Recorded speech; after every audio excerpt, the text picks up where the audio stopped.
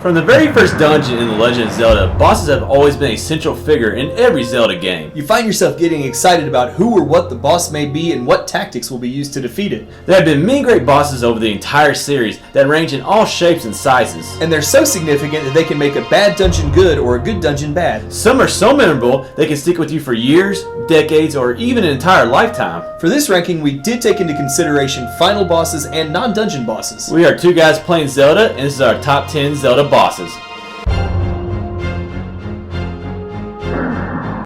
The first thing that jumped out to me about Bongo was just how huge he was compared to other bosses at the time. I mean, he really was epic, and I like the banging on the drum right there, and like how he kind of bounces you up and down during the fight. Just a cool little aspect right there. It's a fun concept, and plus the way he disappears, I mean, which fits the Shadow Temple perfectly, and you have to use the Lens of Truth to find him over and over again. I like how you have to hit his hands, and then you gotta kind of like use the Lens of Truth, and then you gotta hit his eye. We had a lot of bosses like where you had to hit them and like shoot them in the eye, but for some reason this one just felt a little bit different. I think this was the first time they had the two floating hands with the giant mass in the middle. That got reused several times throughout the Zelda series. It did. A very fun concept. Now one pain with this was, oh man, like that's a very nerve-wracking part right there. Oh, I mean, no time. He sent you flying back.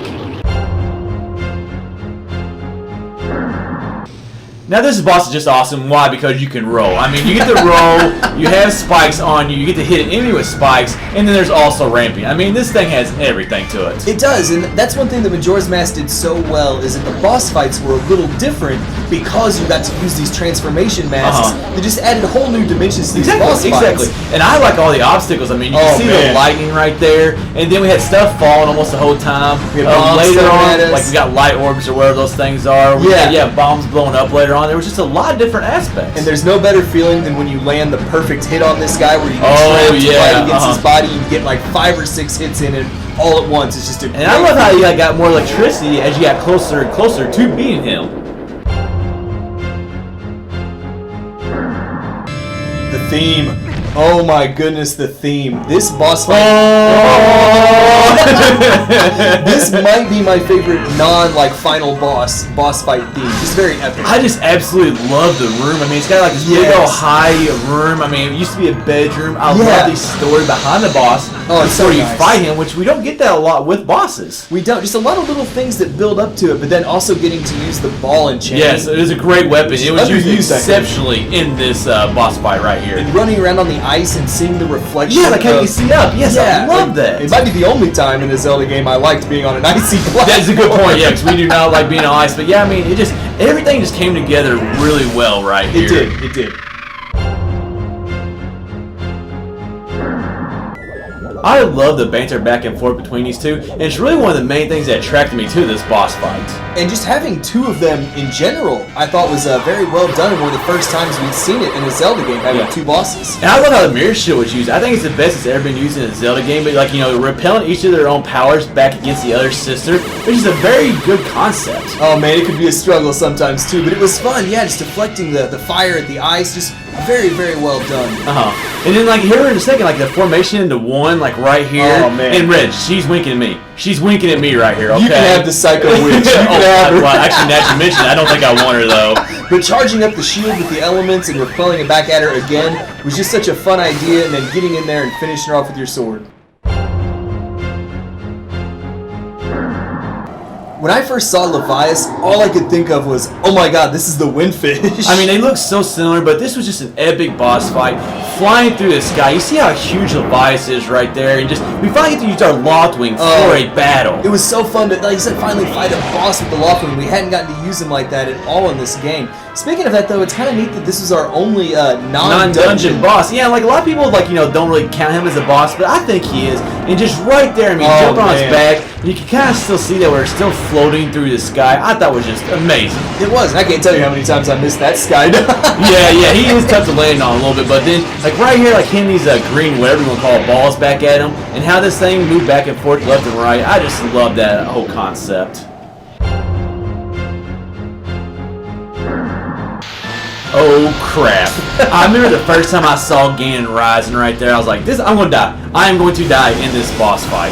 And just the cinematic right here where his name pops up and it's not a description, nothing. It just pops just up in one word, capital letters. Just one word. I mean, I absolutely love it too.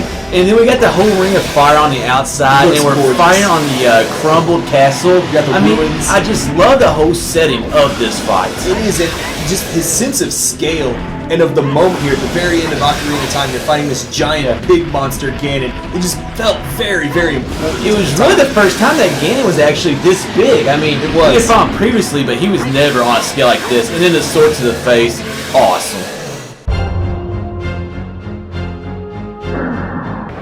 You're fighting a giant flying dragon. I mean, that's I'm all you need to know. A bad boss fight. I mean, and then you're at the highest point and sitting in the sky. Oh, you get the whole scene in the sky, the backdrop, a whole nice outdoor arena. I mean, this boss fight is just amazing. And it's such a giant arena that you're fighting him on, and you're gonna work your way all the way up to the top. The verticality of this, the boss fights. Yeah, the weather change here in the middle of it. Oh, it starts raining. Love it. And oh man, claw shotting all the way around this with the P. Well, I love that the double claw shot was used so well in this fight too, and then it was. Here in a second, when we hook shot to his back, oh my I just absolutely love that part of the boss fight. And then when it kind of starts falling, right here, and then you jump off. Yep, just being on the back of a dragon, dashing with your sword, it's the greatest feeling in the world, I can imagine. It is.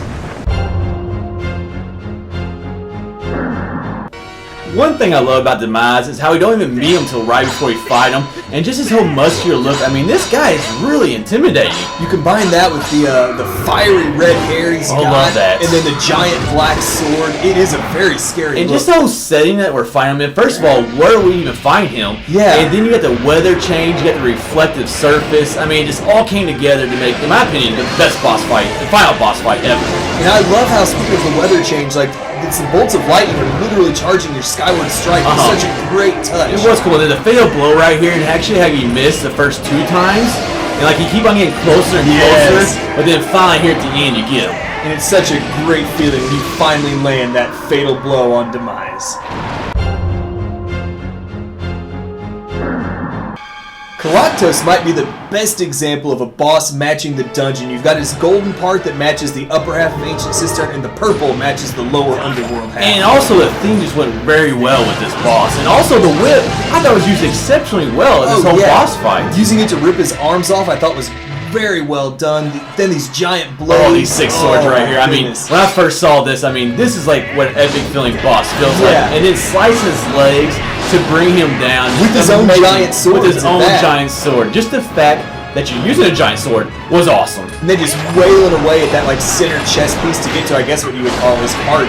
Again, with his own giant swords, just felt like so much fun. You felt so powerful with those big swords.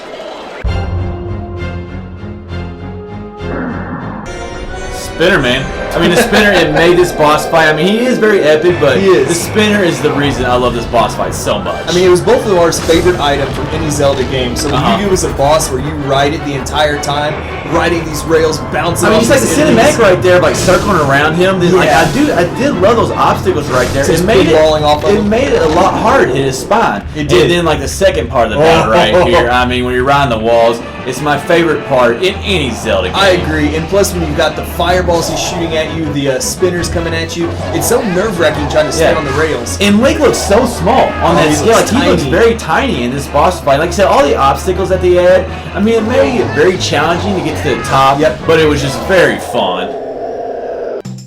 Here you can check out our individual rankings, and to come up with an overall top 10, we actually had to list out our personal favorite 15. And then we applied a point concept because if we didn't list out more than 10, there's no way we could ever come up with a top 10 boss ranking. No, not at all. Everyone has their own opinions on their favorite Like TWINROVA. I don't even have TWINROVA in my top 10, but this is our top 10 Zelda bosses.